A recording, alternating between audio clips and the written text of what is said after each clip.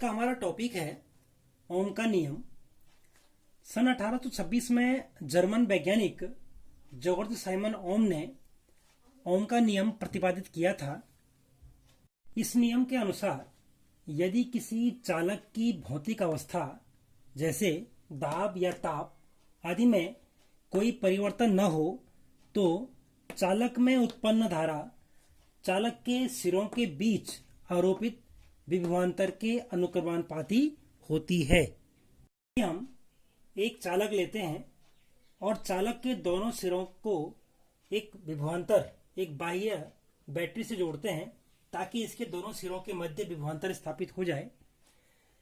यहाँ पे देखिए, चालक के श्रेणी क्रम में हमने एक इंस्ट्रूमेंट, एक उपकरण लगाया है। इसका नाम है अमीटर। इसका नाम अमीटर है।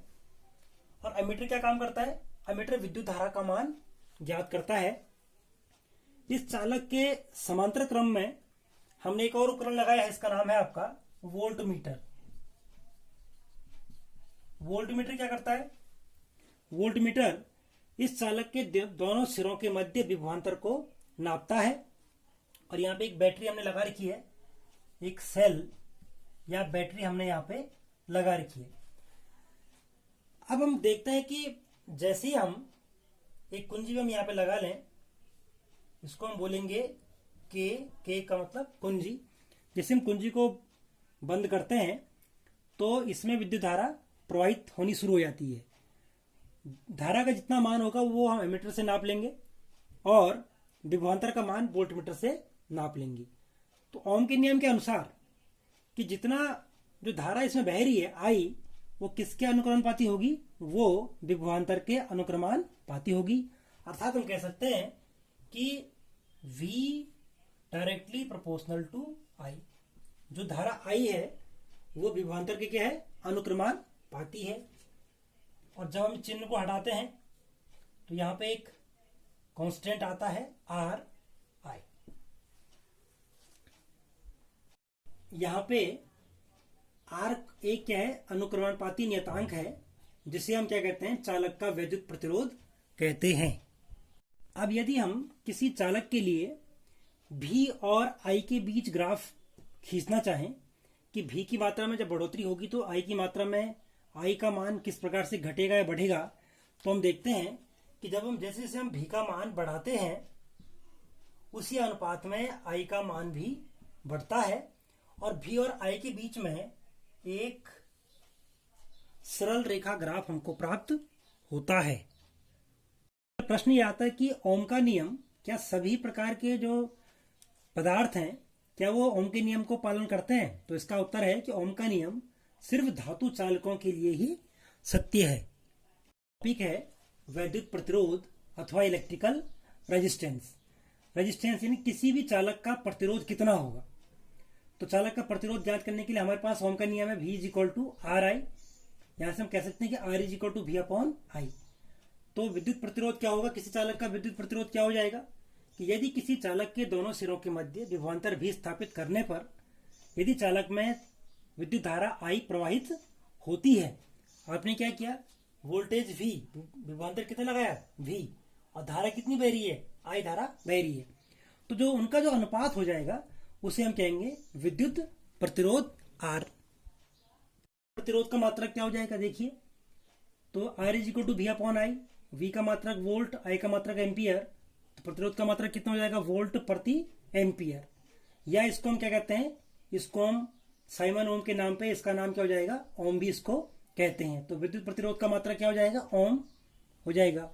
और इसका सिंबल, ये ग्रीक सिंबल, इस प्रकार से ग्रीक लेटर है, इस प्रकार से इसका सिंबल ये ओम का प्रतीक है। यदि हमें एक ओम को परिभाषित करना हो कि एक ओम क्या होता है, तो हम कह सकते हैं किसी चालक के सिरों के बीच यदि 1 वोल्ट का विभवांतर, हम कह सकते हैं यदि विभवांतर कितना हो? 1 वोल्ट हो और उसमें उत्पन्न होने वाली धारा 1 एम्पियर हो, यानी कि 1 वोल्ट का क्या लगाया? विभवांतर लगाया, और उसके बाद उस चालक में धारा कितनी बह रही है? 1 एम्पियर की धारा बह रही है। तो हम कह सकते हैं कि चालक का प्रतिरोध कितना हो जाएगा? चालक का जो प्रतिरोध हो जाएगा आपका 1 ओम। यदि क्या है आपका? यदि यदि V is equal to 1 volt और current I is equal to कितना है 1 एम्पियर। अगला आर्टिकल है ओम के नियम की व्युत्पत्ति, यानी कि ओम का नियम कैसे उत्पन्न हुआ ये हमको देखना है। इसके लिए हम एक चालक लेते हैं। एक चालक यहाँ पे ले रखा है जिसकी लंबाई L है और चालक के अनुप्रस्थ परिच्छेद के क्षेत्रफल का मान A है। यदि इस चालक के दोनों सिरों पर विभवांतर भी आरोपित किया जाए तो इसमें बहने वाली धारा का मान I हो जाता है। और हम जानते हैं कि I और विद्युत धारा और अनुगमन वेग में क्या संबंध होता है। तो हम जानते हैं चूंकि I इज इक्वल टू क्या होता है, I is equal to minus NEA VD होता है। N क्या है, जहां पे N क्या है आपका, N प्रति एकांक आयतन में उपस्थित इलेक्ट्रॉनों की संख्या। तो यहां पर N क्या है, N एकांक आयतन में मुक्त इलेक्ट्रॉनों की संख्या। VD क्या है, VD यानी कि ड्रिफ्ट वेलोसिटी, इलेक्ट्रॉन का अनुगमन वेग। E क्या है, इलेक्ट्रॉन का आवेश। और A क्या है, अनुप्रस्थ परिच्छेद का क्षेत्रफल। क्योंकि जब हम इसके दोनों सिरों के मध्य विभवांतर स्थापित करेंगे तो इस चालक के प्रत्येक बिंदु पर एक विद्युत क्षेत्र उत्पन्न हो जाएगा और वो हो जाएगा E। और E इक्वल टू क्या हो जाएगा, capital V upon L, V upon L। अब हमने यदि चालक के दोनों सिरों के मध्य विभवांतर भी स्थापित कर लिया है तो हम जानते हैं कि इसके प्रत्येक बिंदु पे उत्पन्न विद्युत क्षेत्र E इज इक्वल टू क्या हो जाएगा, V अपॉन L हो जाएगा। इसको हम कह सकते हैं समीकरण नंबर 2। इसके बाद हम जानते हैं कि जो इलेक्ट्रॉन का अनुगमन वेग होता है VD और E में क्या संबंध होता है। तो हम कहते हैं चूंकि VD is equal to minus E capital E tau upon M। यहाँ पे इसको हम क्या कहेंगे, टाउ क्या है, यहाँ पे टाउ क्या है आपका, श्रांति काल। टाउ क्या है, श्रांति काल है। VD का मान समीकरण 1 में रखेंगे। तो VD का मान समीकरण 1 में रखेंगे, क्या मिलेगा हमको, I इक्वल टू क्या मिल जाएगा, I equal to minus NEA और VD का मान कितना है, minus E capital E tau upon M। इसको हम ऐसे लिख सकते हैं is equal to minus minus plus, तो हो जाएगा आपका NE square tau AE upon M। NE square tau AE upon M इसको लिख सकते हैं। और E का मान कितना है, E का मान V अपॉन L है, तो इसको लिख सकते हैं NE square tau A upon M into V upon L। I is equal to NE square tau A upon M into V upon L।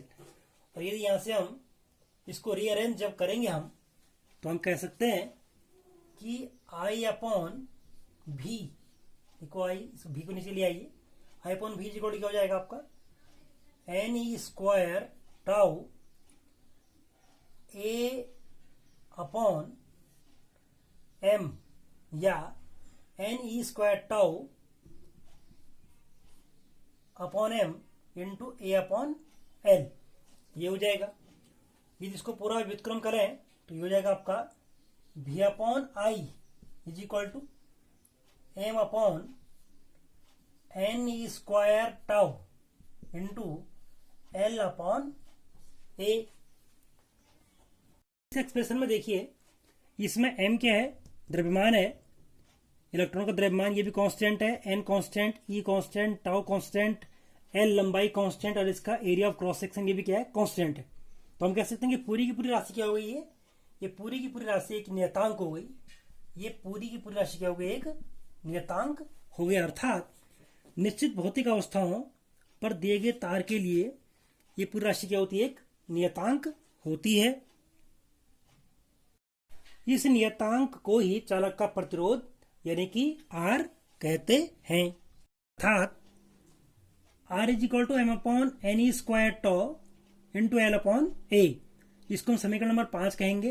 और समीकरण नंबर 4 क्या थी, भी अपॉन आई का जो मान था वो समीकरण 4 थी। तो समीकरण 4 और 5 से हम कह सकते हैं, समीकरण 4 व 5 से 4 का मान कितना है, V upon I is equal to, ये टर्म थी और इसका मान क्या है, आर है।